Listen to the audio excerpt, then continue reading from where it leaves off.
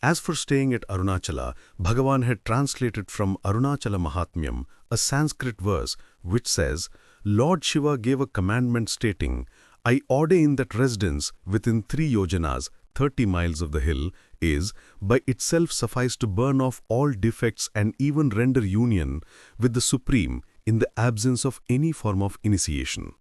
Bhagavan, while extolling this verse, had said, anyone or anything that is found in, on and around Arunachala automatically gets liberated without need for any form of religious or spiritual practices. Mudaliar, as usual, persistently questioned Bhagavan, how can the criminals, non-believers, animals, birds, trees and stones found here get liberation? Bhagavan graciously replied, who are we to say anything, much less to question it?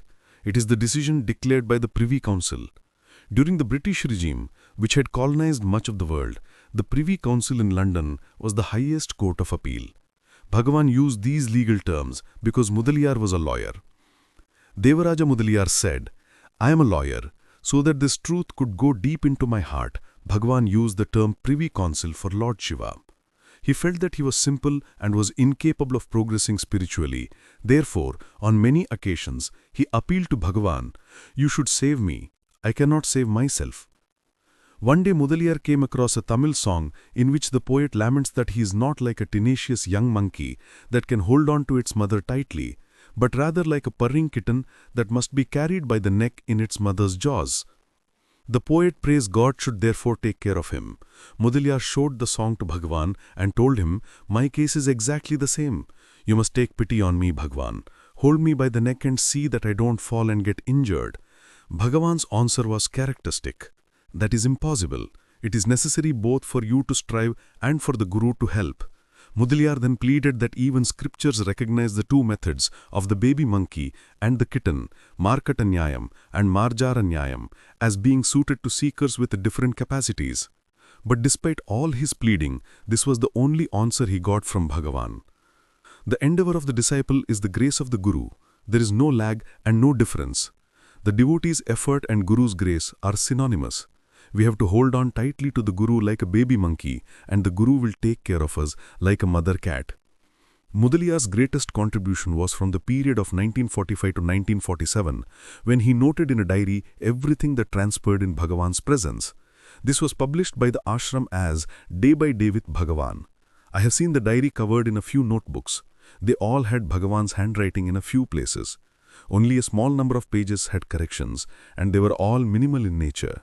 While one finds in talks with Ramana Maharshi, Bhagavan referring to traditional Sanskrit treatises, in Day by Day with Bhagavan, we see Bhagavan profusely quoting ancient Tamil devotional texts. In the late 50s and early 60s, it was my pleasure to prod Mudaliar to write down all stories and incidents that he had narrated to me in a book form. He was kind enough to consent without hesitation, and the result was his book of remembrances of Bhagavan titled My Recollections of Bhagavan Sri Ramana. When I graduated from college, I stayed for 2 years in the ashram. I was trying to get a job because my family was not financially well off. I was the first graduate in my family. People like Major Chadwick and Mrs. Talyar Khan were helping me find a job. While living in the ashram, working in the office, Bhagavan's grace made me persuade the old devotees to narrate to me incidents that took place in the presence of Sri Bhagavan. Major Chadwick and Mudaliar always obliged. When they narrated these stories, I requested them to write them down. These were the first 2 books of the remembrances of Bhagavan. When I came to Ramanashramam for good in 1960, there were not many old devotees still living there, other than Major Chadwick, Devaraja Mudaliar, Ramaswamy Pillai and Kunjuswamy. Mrs. Talyar Khan and Yassis Cohen stayed outside the ashram. I used to spend a long time with Chadwick, Kunjuswamy and Mudaliar, delighting in their stories about Bhagavan and yearning to hear more. Mudaliar's social status was not that of an ordinary man. He belonged to the elite class. The British government even honored him with the title Rao Bahadur, which recognized him as an important man in society. He was a reputed lawyer with a good intellect. Yet he surrendered everything to Bhagavan. He said, spiritual surrender means we not only surrender by word, the me has to surrender to the silent state of I am. He recalled how Bhagavan had accepted the me, the good-for-nothing me, and revealed the precious, priceless I am. It may have been sometime between 1961 and 1963. The ashram's funds were very limited. There was only one male cook in its employ. Food was cooked for less than 15 people and it was ration time. There was only cupped rice, kulambu without dal, watery buttermilk and pickle. No elaborate bhikshas. I was attending to all the ashram work, including the needs of the dining hall. Mudaliar was excited that his granddaughter was coming immediately after her marriage, along with her husband. I had arranged for their stay at the Morvi guest house, their return bus ticket and a horse cart to bring them from the bus stand. Since I had to go to town in the morning to see the ashram lawyer, I assured Mudaliar that I would return in time to attend to the newlyweds. There was a little delay and hence on return from town, I rushed to Mudaliar's room to apologize. The young couple was in the old hall.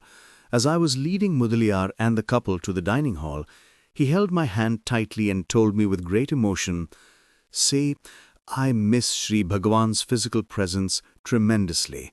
He would have been delighted to see, talk to my grandchildren, feed them as if they were his own, and would have given special personal attention." He became too emotional to continue the conversation. It was 10:30, earlier than the usual lunchtime, when I took the couple inside the dining hall, accompanied by Mudaliar. I was naturally surprised to see banana leaves spread for the couple. Mudaliar always ate only at the usual lunchtime. What was served to them was a veritable feast, with vadai, payasam and appalam. Just then, the ashram cashier rushed in and reported to me in whispers, "You were away in town from early morning. A telegraphic money order came with instructions that an elaborate bhiksha should be organized for the sender's granddaughter and her husband. So, without your permission, I arranged for all these. Please pardon me." The couple was very happy. After we saw them off, Mudaliar gave me a big hug with tears of joy in his eyes and exclaimed, "Ganeshu, what a big fool I am. Though I did not express it openly to you, I was feeling miserable that we would have to feed them our daily dry food and that if Sri Bhagavan were here, he would have ensured a big feast for them. See, Ganeshu, to remove my misery, Bhagavan has induced someone to send a telegraphic money order. What a great good feast on banana leaf with vadai, payasam and appalam our compassionate Bhagavan has arranged." Saying this, he sobbed and sobbed joyous tears in great elation and ecstasy. Mudaliar was always neatly dressed, pleasant and polite, and never got angry. Once I asked him, "How is it that you are always happy and pleasant?" In response, he shared with me 3 teachings. Be light. Never feel heavy-hearted at any time. Jesus Christ said, "Be a light unto yourself." That's it. Do not involve yourself in complications. Look at me, how happy I am. Do not make anything an issue. Remembering the past creates issues. Likewise, worrying about and projecting the future creates issues. Refrain as far as possible from brooding over the past and the future. Remain in the now. He added, "God is within you. Who looks through your eyes when you look through your eyes? Who hears? Who eats? Who digests? Who makes you go to sleep? This inner power, which Bhagavan called the higher power, is God. This inner power is truly who you really are. Abide in silence. Abide in the simple I am. Be happy, always."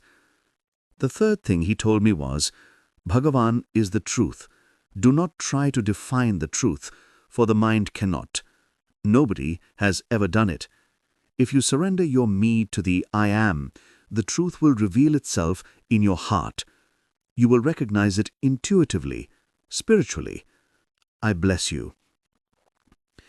In 1964 or 1965, he had to leave the ashram in his last days because his family members wanted him to live with them. I arranged a farewell celebration in which all the devotees participated. He moved to Kanchipuram with his children and chanted Bhagavan's name continually. I directed a newspaper correspondent who had come to interview the ashram residents to Mudaliar, telling him about this gem of a devotee living in Kanchipuram. One of the questions this journalist put to Devaraja Mudaliar was, "It was you who elicited from Bhagavan that even a stone, a bird, or a tree residing in Arunachala is liberated. Why are you then staying away from Arunachala in Kanchipuram? That same correspondent later told me Mudaliar's reply. Mudaliar told him, that is what you say. Did I say I am ever away from Arunachala? Now that I am in Kanchipuram, is it any different for me? Bhagavan is always with me, and I am always in Arunachala. Wherever the feeling of I am is, there is Arunachala. The teaching of I am spreads in this way. I had once asked him why he kept chanting Ramana's name, and he said, I asked Bhagavan, Bhagavan, I sometimes chant your name without even thinking about you. Is it all right? Do I get marks for this? Personally, I think I ought to get maybe not many, but at least 1 or 2 marks. Is it not so, Bhagavan? Bhagavan smiled and replied, yes, you will get marks for this. I continue to say Ramana, Ramana, and have full faith that as he told me, he will give me marks for doing so in the final examination. His relatives told me his last days were most peaceful. Until his last conscious moment, he kept chanting Ramana, Ramana. Chanting Ramana, Ramana is not just a mantra, a repetition, or a ritual. Remembrance is being in that divine presence.